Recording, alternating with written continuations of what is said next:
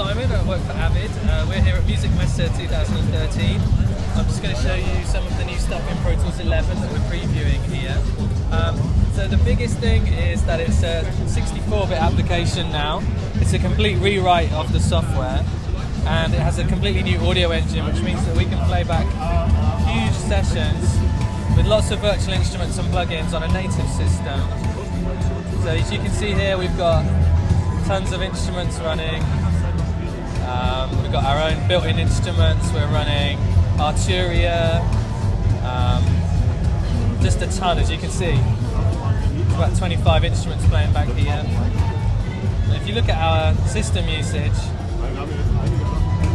so you can see down here, it's barely breaking into a sweat using the new engine. So we have a new feature called dynamic plugin processing. That essentially means that Pro Tools is only processing what it needs to process. So a section like this, where we've got all these instruments, it's only processing the ones that are actually playing at that moment, and that saves us a ton of processing. We're also doing something called dynamic buffering, or buffer management.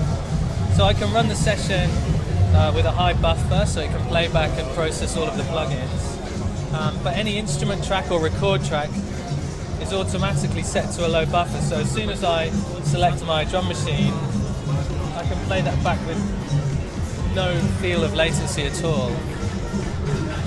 And Pro Tools is clever enough to kind of manage any delays that have happened due to my playback with different buffers. What else have we got? We have a feature that we've been asked for a long time, which is offline bounce.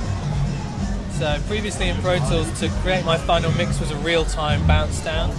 Now we can just take my master and say, bounce this output, and say, I want you to do that offline, and it will go ahead and do that as quickly as possible, which is something that we can do with our new plugin architecture.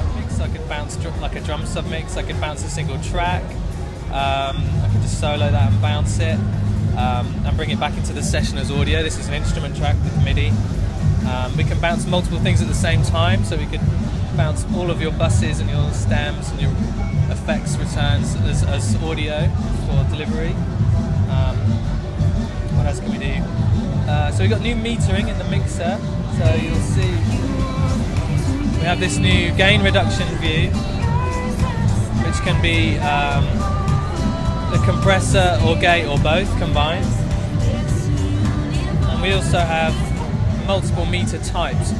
So as well as the traditional Pro Tools meter view, we can use things like VU metering, even PPM metering, which is great for TV. So that's the main features. We also have a new video engine, which I haven't talked about, which is great if you work with video. So we can open most common video types now. We can play back Media Composer sequences. We can do true full screen playback. So for video people composing to pictures, it's a huge step up as well. But mainly it's about the rewrite of the engine and the 64-bit application.